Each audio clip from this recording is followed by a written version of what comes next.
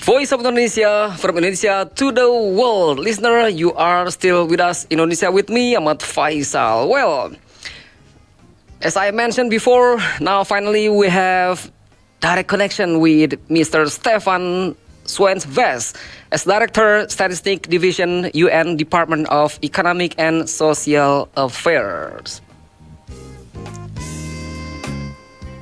Hello, good afternoon, Hello. Mr. Stefan. Good morning from New York. Absolutely. Good afternoon in Indonesia. Thank you for the invitation. It's a pleasure to be there. It's very early in New York, so good morning from New York. Okay, good morning. Nice to see you, Mr. Stefan, today. Thank you very much. Nice to bring me up to speed for today. Well, actually, really, not only Indonesia, actually, I believe the world would like to know about like our topic right now. I mean, today, the Sustainable Development Goals Report 2022, Mr. Stefan. Well, first of all, I'd like to ask you first, actually, the UN has recently launched its SDGs report. So, the question is, why is the report so important for the global community? No, thank you very much. To talk about this report, I am, as you introduced me, the director of the Statistics Division of the United Nations. So we collect the information from all of the countries around the world and all of our partner agencies in the United Nations. As you know, there are many United Nations agencies like the World Health Organization, and so we cannot do it alone. We are sitting in New York, and we have the pleasure of working with all of our statistical friends around the world together. And so when the Sustainable Development Goals were decided in 2015, it was clear that this was not just a declaration of good intentions, but that we needed a mechanism to measure every year whether we are on the right track and making progress. And that's why a decision was taken to establish a system of over 200 indicators. And my office has the responsibility and the enormous pleasure of collecting the information, and once a year we produce the SDG report. So this was the 2022 edition. We have produced one report every year.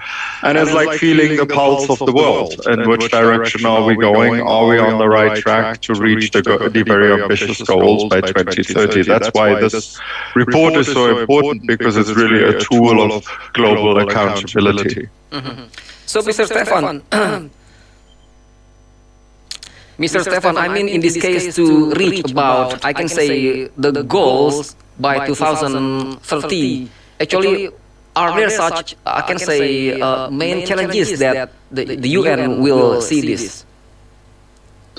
Yes, I think unfortunately these days we are talking a lot about the word crisis, and unfortunately we even use the word crisis now in plural terms most of the time, because we have crises. So at least we have three. Of course, we all, and there are many more.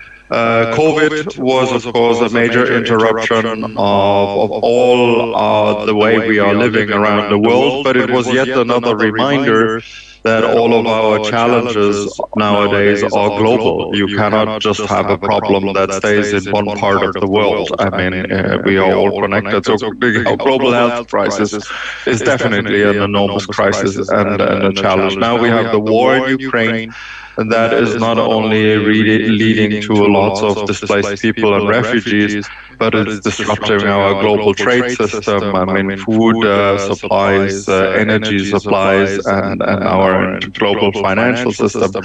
And of course, we have the ongoing climate challenge. And so if we don't do urgently something, we all know that global warming will have disastrous consequences. So with all of these additional challenges, the noble goals of working towards many areas of what I would call regular development, improving the health and the education situation in many countries, have been very much disrupted. And unfortunately, our report shows that.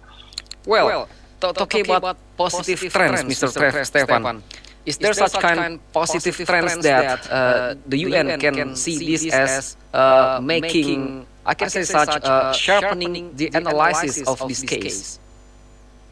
Yes, I think I'm very glad that you are asking about positive trends, because I also always say every crisis is an opportunity. Our report, I must confess, I should not say that because it's our report, is very depressing to read, because in many areas we can show that poverty has increased, children were not able to go to school, and then the education systems were interrupted, and we all know that the global warming is increasing rather than decreasing. Carbon emissions are higher than ever before instead of decreasing. So almost every chapter, it's organized by the 17 Sustainable Development Goals, is bad news at this moment. But also I think there are some small element of good news, and I always believe we need to look at those. I think one I would like to mention specifically is that the number of internet users has surged enormously, from 4.1 billion people in 2019 to 4.9 billion people in 2021. So in the crisis years, the internet became a tool of increased communication, and of course the internet connection of the whole planet can help to solve many of the problems. So that is one element. That is a goal, to connect everybody to global communication. So that is one area where we actually made progress in the last couple of difficult years. And I believe also the crises have shown that if we work increasingly together, that will improve, that has to improve the situation, because like in the area of energy now, with the disruption of the energy supplies through the war in Ukraine, there are a lot of countries that are reflecting on switching, accelerating their switch to sustainable energies. And that could be that are climate change friendly. That could be an opportunity. So in all of the bad news, I think there are some small elements of good news also. Well, Mr. Stefan, I'm really interested in what you said before, talking about every crisis is opportunity. Actually, what kind of opportunity from this crisis that UN can see, UN can conduct, if we see about, I can say, like the in conflicting countries, like we see together about, like Russia and Ukraine, like they are getting war, and maybe in poverty countries. So what kind of crisis from this opportunity that you can see in this case? Well, yes, I think you have to be a very strong optimist to see the opportunities, but I like to be optimistic, because otherwise it's not very easy to work in the position that I am in. And I remain optimistic. First of all, you mentioned the security crisis. The war in Ukraine is clearly a major disruption. And it shows one thing, that peace and security and stability, even internal peace, in some other countries we have internal conflicts, and so peace and security and strong government institutions are an indispensable precondition for good development. I mean, so I think we need to really focus on resolving these conflict situations, because that is the first important step to lay the foundations to actually move on a path of development. And then the second element I would like to highlight is, I think the crises, they show increasingly our global vulnerability. I mentioned this earlier. All of the crises are global. I mean, whether it's the COVID health crisis, the climate crisis, even the war in Ukraine, they are not limited to borders. That crisis does not stop because there is suddenly a political border. On the contrary, And that means if our crises are global, we need to intensify our global efforts to work together. I mean, no country can do it alone. Not even the big and powerful and rich countries can do it alone. I think this is this is a moment for the United Nations. The United Nations is a house where everybody sits together, the big and the small, and we are talking about how can we work together, how can we in an act of global solidarity move forward. And I think the SDGs, the Sustainable Development Goals, they are a roadmap in the right direction. They were visionary and ambitious. The people who wrote them 10 years, almost 10 years ago, because I remember the writing of the Sustainable Development Goals started like in 2013.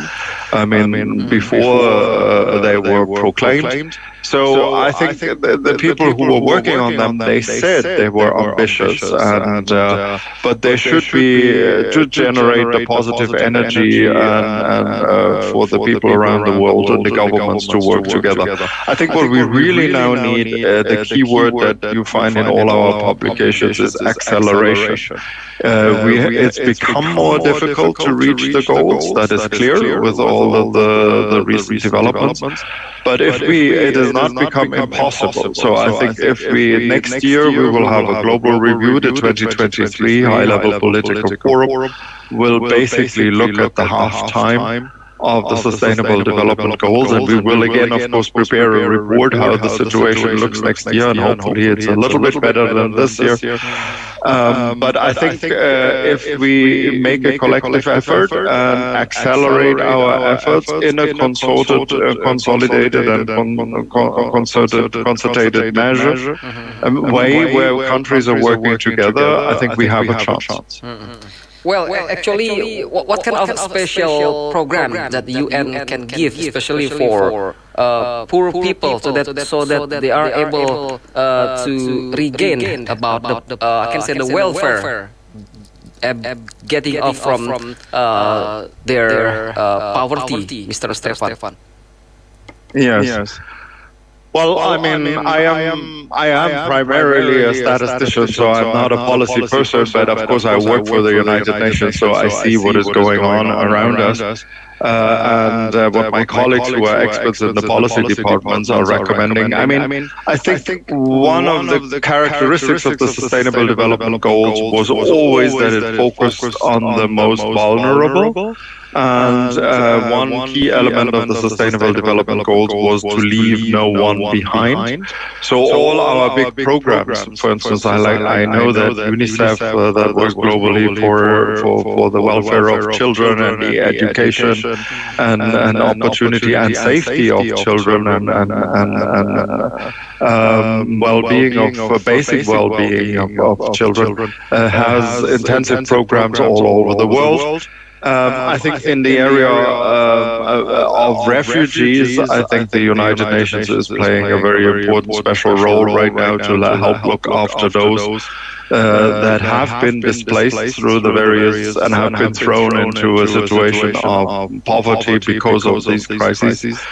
And the United Nations, I also don't want to give the impression that the United Nations is doing it alone. We work in partnership with all of the international, with all the governments first around the world. I mean, the governments are really the ones that maintain the resources and define the policies, but also other international organizations like our partners in the World Bank and the IMF, and even with regional institutions like in your part, ASEAN or of the world or the Asian Development Bank, because I think that's also an important element that we need to work together, and not everybody does work in I mean, there's so much work to be done, so we need to talk to each other and divide it effectively so that we don't stumble over each other. and with the best of all intentions, sometimes create more problems in the world. But it is a huge challenge, especially the poverty rates are very alarming.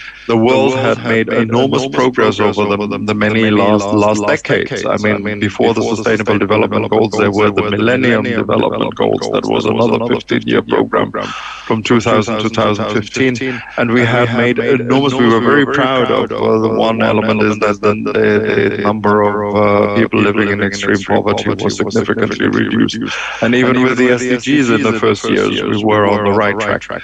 But with the current crises, of course, that has been reversed, and for the first time, the number of people living in poverty has increased again. So we need to be very, very watchful and mindful, and that's what our data show.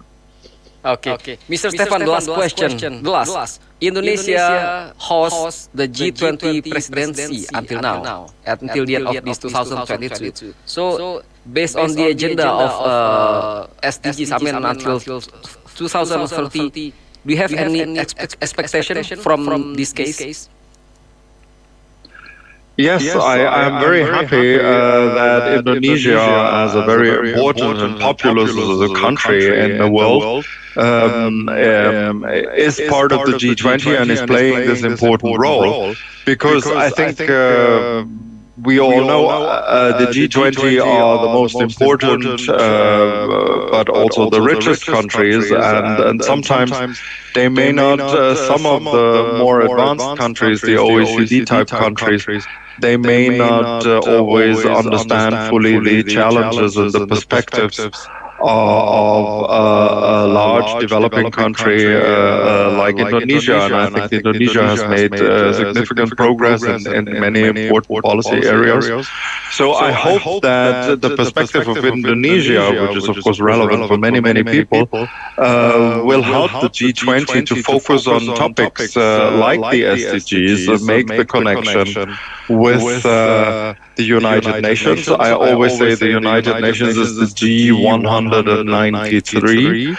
So the group of 193 countries. So we must, of course, we work with the G20, but of course our main partner is the whole world, and we must not forget anybody there. But I'm very hopeful that a country like Indonesia, that has both very developed elements, but also a deep understanding of the challenges of development, can play an important role of bringing the world together, the developed and developing countries, because that's the only way that we can solve all the problems that we have. Okay, thank you very much, Mr. Stefan, for your time and attention to join our special review for today. Thank you very much for this opportunity to talk to you and to your listeners, and wishing you a wonderful rest of the day. Have a nice day, Mr. Stefan. Good morning from Bye. time in New York. Bye, thank you. Okay. Well, listeners, that's our special review with Mr. Stefan Schweinfest as Director Statistics Division of the UN Department of Economic and Social Affairs. Don't get anywhere because we still have another song. Now the song is from Mansen Munte with title Rumah. Have nice listening.